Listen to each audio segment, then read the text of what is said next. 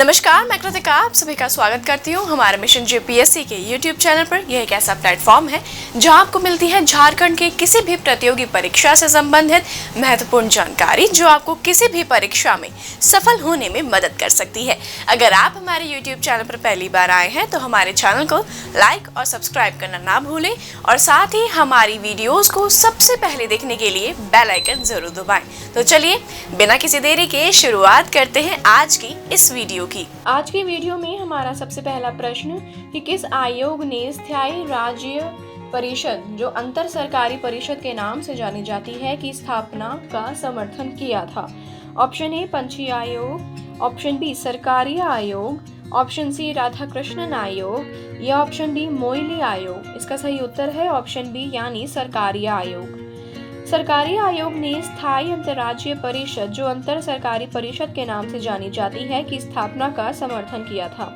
अगला प्रश्न, स्वतंत्रता के अधिकार के भाग के रूप में निम्नलिखित में से कौन सा बिना हथियार के शांतिपूर्ण ढंग से इकट्ठा होने की स्वतंत्रता के अंतर्गत नहीं आता।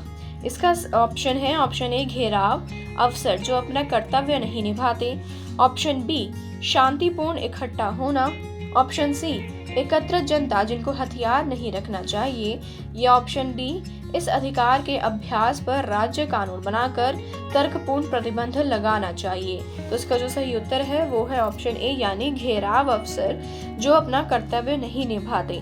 बिना हथियार के शांतिपूर्ण ढंग से इकट्ठा होने की स्वतंत्रता के अंतर्गत घेराव अफसर जो अपना कर्तव्य नहीं निभाते वह स्वतंत्रता का अधिकार के भाग के रूप में नहीं आते हैं। अगला प्रश्न, विधि आयोग के किस अध्यक्ष ने अपनी रिपोर्ट में समर्थन किया है कि प्रत्येक उच्च न्यायालय के 1/3 न्यायाधीश दूसरे राज्य से होने चाहिए। इसके ऑप्शंस हैं ऑप्शन ए न्यायाधीश पी.एन. भगवती, ऑप्शन बी न्यायाधीश हिदायतुल्ला, ऑप्शन सी न्यायाधीश H.R. खन्ना, ऑप्शन डी न्यायाधीश चंद्रचूड़। तो जो इसका सही उत्तर है वो है ऑप्शन सी यानी न्यायाधीश H.R. खन्ना। विधि आयोग के अध्यक्ष न्यायाधीश H.R. खन्ना ने अपनी रिपोर्ट में समर्थन किया है कि प्रत्येक उच्च न्यायालय के 1/3 न्यायाधीश दूसरे राज्य से होने चाहिए। अगला प्रश्न, भारत का राष्ट्रपति अपना त्याग पत्र किसको सौंपता है। ऑप्शन ए लोकसभा का अध्यक्ष, ऑप्शन बी भारत का उपराष्ट्रपति, ऑप्शन सी भारत का मुख्य न्यायाधीश या ऑप्शन डी भारत का प्रधानमंत्री। तो जो इसका सही उत्तर है वो है ऑप्शन बी यानी भारत का उपराष्ट्रपति।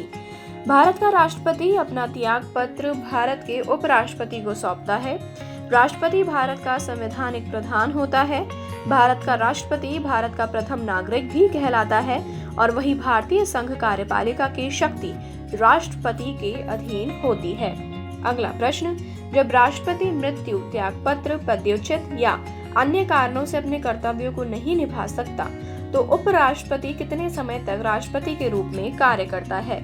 इसका उत्तर है ऑप्शन ए 5 वर्ष, ऑप्शन बी 1.5 वर्ष, ऑप्शन सी 1 वर्ष या ऑप्शन डी 6 माह। तो जो इसका सही उत्तर है वो है ऑप्शन डी यानी 6 माह। राष्ट्रपति मृत्यु त्याग पत्र पदच्युत या अन्य कारणों से अपने कर्तव्यों को नहीं निभा सकता है तो जो उपराष्ट्रपति है वह 6 माह के समय तक राष्ट्रपति के रूप में कार्य करता है। राष्ट्रपति के पद पर खाली रहने पर उपराष्ट्रपति राष्ट्रपति की हैसियत से कार्य करता है। उपराष्ट्रपति को राष्ट्रपति के रूप में कार्य करने की अधिकतम अवधि 6 महीने होती है। इस दौरान राष्ट्रपति का चुनाव करा लेना अनिवार्य होता है। अगला प्रश्न, राष्ट्रपति द्वारा जारी एक अध्यादेश संसद के सत्र शुरू होने के बाद कितने समय तक रखा जाना आवश्यक है। तो इसके ऑप्शंस हैं ऑप्शन ए 1 माह, ऑप्शन बी 6 सप्ताह, ऑप्शन सी 8 सप्ताह या ऑप्शन डी 6 माह। तो जो इसका सही उत्तर है दोस्तों वो है ऑप्शन बी यानी 6 सप्ताह। राष्ट्रपति संसद के स्थगन के समय अनुच्छेद 123 के तहत अध्यादेश जारी कर सकता है जिसका प्रभाव संसद के अधिनियम के समान होता है। इसका प्रभाव संसद सत्र के शुरू होने के 6 सप्ताह तक है, परंतु राष्ट्रपति राज्य सूची के विषयों पर अध्यादेश नहीं जारी कर सकता। जब दोनों सदन सत्र में होते हैं तब राष्ट्रपति को यह शक्ति नहीं होती। अगला प्रश्न है, द्रव्य का अनुमान किस रूप में भारतीय संसद के समक्ष रखा जाता है। ऑप्शन ए है तदर्थ नीति, ऑप्शन बी है अतिरिक्त अनुदान, ऑप्शन सी है अनुपूरक अनुदान, ऑप्शन डी है अनुदान का अनुरोध। इसका सही उत्तर है ऑप्शन डी, यानी भारतीय संसद के समक्ष व्यय का अनुमान अनुदान का अनुरोध के रूप में देखा जाता है। अगला प्रश्न, भारत में बजट का राजस्व अनुमान तैयार किया जाता है। ऑप्शन ए प्रत्यक्ष कर के केंद्रीय बोर्ड द्वारा, ऑप्शन बी मंत्रिमंडल सचिवालय द्वारा, ऑप्शन सी संबंधित आयोगों द्वारा या ऑप्शन डी वित्त मंत्रालय द्वारा। तो जो इसका सही उत्तर है दोस्तों वो है ऑप्शन डी, यानी वित्त मंत्रालय द्वारा। भारत के बजट का राजस्व अनुमान वित्त मंत्रालय द्वारा किया जाता है। अगला प्रश्न, बजट एक लेख पत्र है।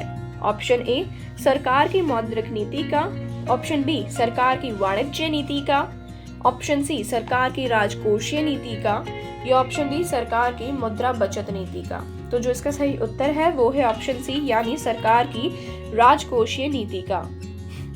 बजट सरकार का राजकोषीय नीति का एक लेख पत्र होता है।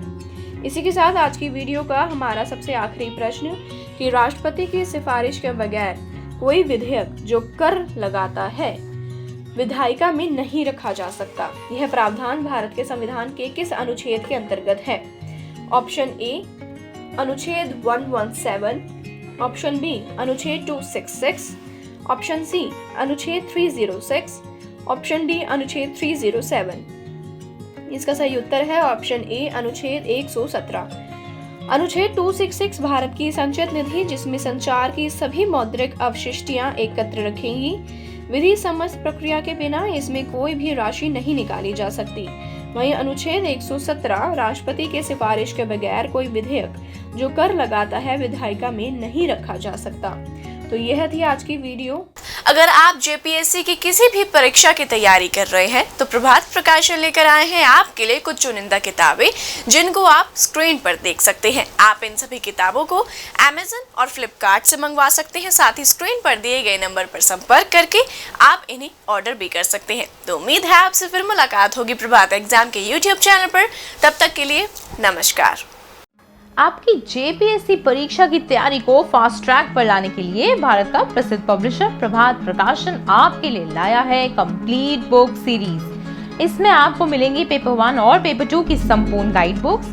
ये किताबें हिंदी और इंग्लिश दोनों में तैयार की गई हैं। झारखंड सामान्य ज्ञान के लिए उपलब्ध है आईएएस डॉक्टर मनीष रंजन जी की झारखंड वस्तुनिष्ठ सीरीज, जिसमें है 7000 प्लस ऑब्जेक्टिव क्वेश्चंस। ये बुक भी इंग्लिश और हिंदी दोनों में अवेलेबल है।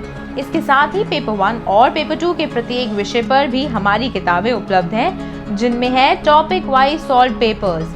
ये किताबें हैं लेटेस्ट सिलेबस पर बेस्ड और इनमें लास्ट ईयर सॉल्व पेपर भी आपको मिलेगा।